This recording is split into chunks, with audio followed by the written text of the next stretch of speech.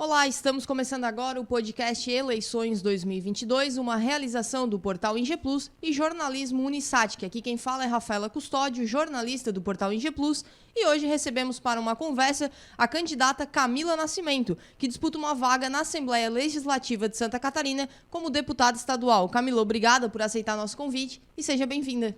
Muito obrigada pelo espaço, Rafaela. Fico muito feliz de estar aqui hoje. Lembrando que a nossa entrevista tem a duração máxima de 15 minutos, tempo pré-estabelecido para todos que passam aqui pelo nosso microfone.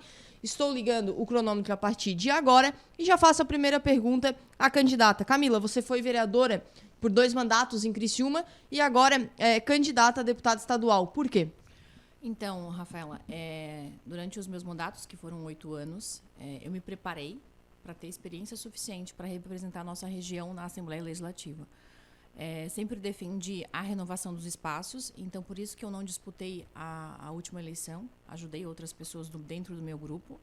Acredito que um mandato como vereadora tem me dado experiência suficiente para que eu seja digna e merecedora de representar a nossa região na Assembleia Legislativa. Durante os meus mandatos, eu fui presidente de uma CPI, que teve como resolução a devolução de R$700 mil para Criciúma.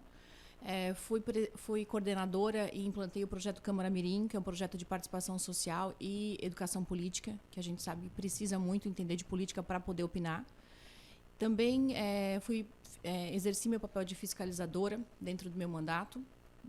Quando, por exemplo, na época, o governo do meu primeiro mandato, através de uma ação nossa junto ao Tribunal de Contas, fizemos com que eles economizassem 9 milhões num curso que tinha disponível online e de graça, e o governo queria contratar na época. E é claro que também fui autora de leis importantes, como a lei que veda a nomeação para cargos públicos de pessoas que cometeram violência contra a mulher. Eu queria que também você falasse, Camila, sobre as suas bandeiras na política. Então, enquanto vereadora, eu acabei me aproximando de algumas bandeiras que eu acreditava que tivesse mais a ver com a minha formação, na verdade, né? Eu sou oceanógrafa e sou mestre em planejamento territorial e desenvolvimento socioambiental. Também fiz especialização em poluição ambiental, eu fui em gestão mercadológica também e sou estudante de direito. Então, a educação sempre esteve muito presente na minha vida, né? Através dos meus pais. Os meus pais eles se formaram com 55 anos, depois que a gente estava formado aí, que eles foram estudar, tiveram essa oportunidade. Então, eu vi quanto era importante a educação e me aproximei mais dessa bandeira por isso, mas eu acredito que esses 2 anos de pandemia mudou a realidade de todo mundo. Então, nesses 2 anos que eu fiquei sem mandato, e eu acabei circulando bastante pelo estado, ouvindo muitas pessoas de regiões diferentes, de realidades diferentes, e eu percebo que a gente tem que se adaptar. Então, eu acredito que Santa Catarina é um estado muito rico, né? A gente está muito bem comparado com os outros estados, é competitivo. Só que a gente tem que pensar futuramente que tem que ser pensado, né, um programa de habitacional. A gente sabe que, sim, tem regiões muito vulneráveis socialmente dentro do nosso estado. Então, é algo que a gente tem que pensar com cuidado. A questão do microempreendedor, a gente precisa facilitar, ser menos burocrático para que eles cresçam, prosperem. Então, tem que ser pensado nisso também. A questão também da educação, ter mais acesso para as pessoas, porque a gente se preocupa muito com o acesso à universidade, mas a gente tem que entender que o problema começa no ensino básico.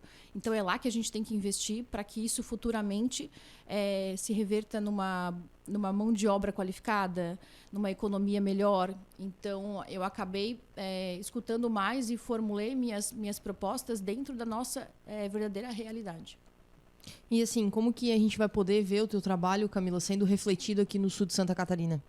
Então, eu acho que a gente tem pontos importantes dentro do sul que precisam ser melhorados. A gente é uma região muito rica também, mas eu percebo que a questão da nossa escoamento ainda é muito difícil. A gente tem aqui, por exemplo, um porto de Imbituba, que podia ser muito melhor utilizado. A gente tem o aeroporto de Jaguaruna, que tem pouquíssimos voos, né? Então, a nossa região precisa. Acredito também que algo que tem que ser pensado futuramente é a questão da sustentabilidade. Os microempreendedores precisam ser mais competitivos e sustentáveis. A questão aqui da nossa região, que podia ser um pouco mais investida, que é a piscicultura. A gente tem uma região propícia para isso, mas eu não vejo tantos produtores assim. E os que têm estão desanimados com a situação, então eu acho que precisa ser investido nisso. A questão também da ampliação do ensino profissionalizante. né, os nossos jovens precisam. É claro que eu sempre defendi, eu acho que dos grupos que mais sofreram na pandemia foram as mulheres, e eu entendo que é através da educação que as mulheres conseguem ser mais independentes e ter mais autonomia. Então, investir em capacitação para as mulheres, em educação, eu acho que tu acaba diminuindo a questão da violência doméstica também. Ela tem independência para sair de casa, para começar um negócio. Ela tem mais coragem também, porque ela sabe que ela vai conseguir se virar sozinha. Então, eu acho que aplicar pontualmente em algumas áreas, tu vai ter um resultado em outras também. Então, eu sempre falo, a política transforma, mas ela transforma através da educação. E Camila, você pode usar o seu tempo restante para deixar um recado ao seu eleitor. Então, o que eu peço para as pessoas, e eu acho que aqui no Sul nós temos uma gama de candidatos, e há bons candidatos, porque eu acredito que eu não vá conseguir fazer nada sozinha, né? A gente precisa ter um grupo de eleitos que se preocupam com as pessoas, e o que eu mais peço é que nessa época aparecem muitos candidatos, e tem que aparecer mesmo para dar opções para a gente, mas que as pessoas analisem não só os discursos, porque uma boa retórica, um bom discurso é fácil ter.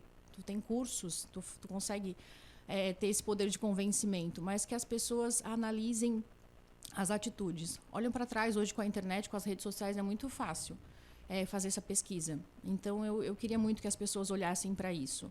Eu sempre defendi a renovação, e dentro dos espaços que eu circulei, eu via, por exemplo, muita gente defendendo a renovação, estando no mandato há 7 mandatos, né, ali. Eu via muita gente defendendo a representatividade feminina, que as mulheres participassem do espaço de decisão dentro dos partidos, mas os partidos quase não tinham as mulheres dentro das nominatas, dentro das executivas. Então, assim, eu queria que as pessoas tivessem esse olhar. E o que me faz disputar hoje uma vaga na Assembleia, além de, sim, querer melhorar a realidade das pessoas, mas é que hoje, quando eu olho para a Assembleia Legislativa, eu não me enxergo lá dentro. E, principalmente, eu não vejo alguém que trilhou o meu caminho, né? Que não venha de uma família com estrutura financeira, que não tenha um sobrenome tradicional. Então, eu não me enxergo. Então, fica muito difícil quando tu não tem referência. Então, eu quero ser uma porta aberta para que outras mulheres entendam que esse caminho pode ser trilhado. Porque muita gente desiste, porque é muito desafiador, Rafaela. Né? Não é fácil. Então, a minha equipe é pequena, a minha estrutura é pequena, mas eu acho que a gente tem que ter coragem para continuar, porque se uma abrir a porta para a outra, fica muito mais fácil. Então, eu peço o apoio, né, da nossa região, para que eu possa representá-los. Meu nome é Camila Nascimento, eu também tenho um site, que é camilanascimento.sc.com.br. Lá tem todas as minhas propostas. Quem quiser dar sugestões também, tem um canal aberto para isso. E eu ficaria muito feliz, porque eu acho que é uma construção, né? As propostas são uma construção. E fico à disposição, e o meu número é 19.888. Camila, agradecemos novamente a sua presença no podcast Eleições 2022, produzido em uma parceria entre o Portal ING Plus e o Jornalismo Unisatic, que tem a supervisão da coordenadora de jornalismo do Portal ING Plus, Amanda Garcia Ludwig, e da coordenadora do curso de jornalismo Unisatic, Karina Farias. Aos nossos ouvintes, obrigada por nos acompanhar até aqui e até a próxima.